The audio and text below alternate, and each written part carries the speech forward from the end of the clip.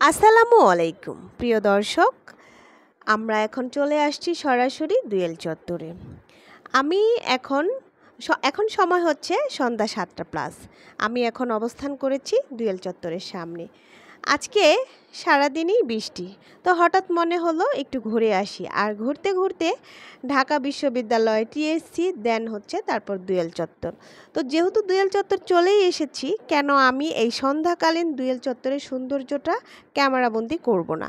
যে কথা সেই কাজ। ঠিক তখনই দুয়েল চত্বরের এবং দুয়েল চত্বরের আশেপাশে যে সৌন্দর্য, সেটা কিন্তু আমি অবশ্যই ক্যামেরাবন্দি করেছি। তো সেই ক্যামেরাবন্দিতে কী রয়েছে সেটাই আপনাদের সাথে শেয়ার করব। তো চলুন, সঙ্গেই থাকুন আর দেখতেই থাকুন। আর আমরা আজকে জানি দুয়েল চত্বর সম্পর্কে। দুয়েল চত্বর ঢাকার শাহবাগে অবস্থিত। ঢাকা বিশ্ববিদ্যালয় ক্যাম্পাসের সবচেয়ে গুরুত্বপূর্ণ পয়েন্টগুলোর অন্যতম। এর স্থপতি হলেন আজিজুল জলিল পাশা। এটি বাংলাদেশের জাতীয় বৈশিষ্ট্যের ধারক ও বাহক, যা বাংলাদেশের ইতিহাসকে সমৃদ্ধ করে। দুয়েল চত্বর ঢাকা বিশ্ববিদ্যালয় এলাকার ভিতরে কার্জন হলের সামনে অবস্থিত। বাংলাদেশের জাতীয় পাখি দুয়েলের একটি স্মারক ভাস্কর্য। এর স্থপতি হলেন, আমি আগেই বলে নিয়েছি, আজিজুল জলিল পাশা। এটি বাংলাদেশের জাতীয় বৈশিষ্ট্যের ধারক ও বাহক, যা দেশের ইতিহাসকে সমৃদ্ধ করে। শাহবাগে অবস্থিত ঢাকা বিশ্ববিদ্যালয় ক্যাম্পাসের সবচেয়ে গুরুত্বপূর্ণ পয়েন্টগুলোর একটি হচ্ছে এই দুয়েল চত্বর। দেখেন, রাতের যে লাইটের আলো প্রকৃতির উপর পড়েছে, প্লাস চাঁদের আলো, সব কিছুই কিন্তু দুয়েল চত্বরের আশেপাশে মন কেড়ে নিয়েছে। কার্জন হলের ঠিক বিপরীত পাশেই বাংলাদেশ শিশু একাডেমি রয়েছে। তার সাথে রয়েছে বাহারি পণ্যের পসরা, লুকো ও কারুশিল্পীর। দুয়েল চত্বর এলাকার প্রায় 40টি মৃৎশিল্পের দোকানসহ মোট 50টি বাঁশ, বেত ও কাঠের হস্তশিল্পের দোকানে নানা বাহারি পণ্যের পসরা নিয়ে বসে। এখানে পাওয়া যায় মাটির তৈরি বিভিন্ন তৈজপত্র, ছোট বড় বিভিন্ন আকারের হাঁড়ি পাতিল, যা বলতে গেলে মাটির তৈরি ডিনার সেট। এখানে মাটির তৈরি সম্পূর্ণ জিনিসই কিন্তু পাওয়া যায়, যেমন কলস, সরা, ফুলদানি, বাহারি খেলনা, মাটির শানকি, কাপ, পিরিচ, জগ, থালা, বাটি, পোড়ামাটির ভাস্কর্য, এগুলো দেখতে পাচ্ছেন। একটু লক্ষ্য করে দেখেন, আমি কিন্তু সরাসরি দেখানোর চেষ্টা করছি।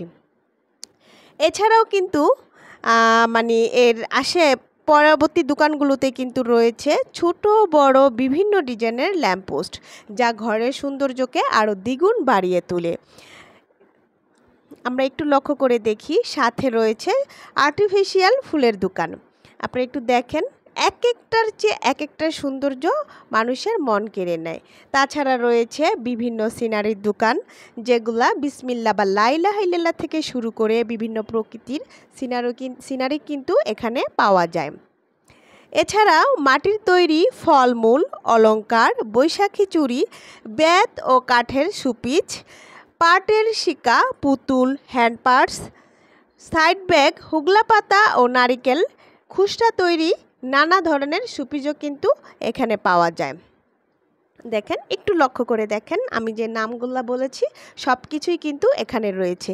এখানে আরেকটি আকর্ষণীয় দিকও কিন্তু রয়েছে, বেত এবং কাঠের তৈরি মিরর, যা আয়না, সেগুলোও কিন্তু মানুষ দেখতে পাচ্ছে। এবং এখানে অনেকে এগুলো দেখতেছে, কেউ নিচ্ছে, কেউ আবার দাম শুনে চলে যাচ্ছে। তারপরেও কিন্তু এখানের মানুষের আনাগোনা রয়েছে, প্রতিনিয়তই কিন্তু মানুষ এখানে আসতেছে, যাচ্ছে। তো আমরা একটু দেখি, বিভিন্ন নকশি করা তালপাতার পাখা, বাঁশের বাঁশি, কুলো, ডালা, পাখি, নৌকা, একতারা, ডুগডুগি, ঢোল, সব কিছুই কিন্তু এখানে পাওয়া যায়। এখানে সবচেয়ে আকর্ষণীয় যে জিনিসগুলা, ফুলদানি, আর্টিফিশিয়াল ফুল এবং ফুলদানিগুলা, যেগুলা কিন্তু বিশেষ করে মেয়েরা আকর্ষিত হয়ে নিয়ে যায়। এগুলা ঘরের সৌন্দর্য যেমন দ্বিগুণ করে, এছাড়া অফিস আদালতের সৌন্দর্যও কিন্তু দ্বিগুণ ফুটিয়ে তোলে। দেখুন, একটু লক্ষ্য করে দোকানগুলো দেখানোর চেষ্টা করতেছি, আপনারা একটু লক্ষ্য করে দেখুন। এছাড়াও বিভিন্ন চিত্রকর্ম এবং কুঁড়েঘর ও গ্রাম্য হাজারো বাংলাদেশি ঐতিহ্যবাহী পণ্য রয়েছে এই দুয়েল চত্বরের ঠিক সাথে। দুয়েল চত্বরের দুয়েল চত্বরে এই রমরমা কারুশিল্প ও মৃৎশিল্প ব্যবসা বাংলাদেশের শিল্পকে বাঁচিয়ে তুলতে সক্ষম হয়েছে। আগেই বলেছি এখানে কিন্তু বাঁশের তৈরি, তারপরে পাটের তৈরি বিভিন্ন পণ্য এখানে রয়েছে। তো ঘুরে ঘুরে যেহেতু 40 থেকে 50টি দোকান, প্রত্যেকটা দোকানেই একই সেম জিনিসই পাওয়া যায়, সেগুলাই কিন্তু আপনাদেরকে ঘুরে ঘুরে দেখানোর চেষ্টা করেছি। এখানে কিন্তু বিশেষ আকর্ষণীয়, আগেই বলা হয়েছে, বৈশাখী বা লোকশিল্পের সময় মেয়েদের যে বিভিন্ন হাত থেকে শুরু করে গলা কানের জিনিস রয়েছে হস্তশিল্পের, সেগুলো কিন্তু এখানে রয়েছে। এছাড়াও দেখেন আর্টিফিশিয়াল ছাড়াও কিন্তু জীবন্ত গাছ রয়েছে। এখানে কিন্তু মানুষের আনাগোনা ছিল। আমি ভিডিও ফুটেজ নিচ্ছি বিধায় অনেকে ক্যামেরাবন্দি হতে চাচ্ছে না, তাই সরে গেছে।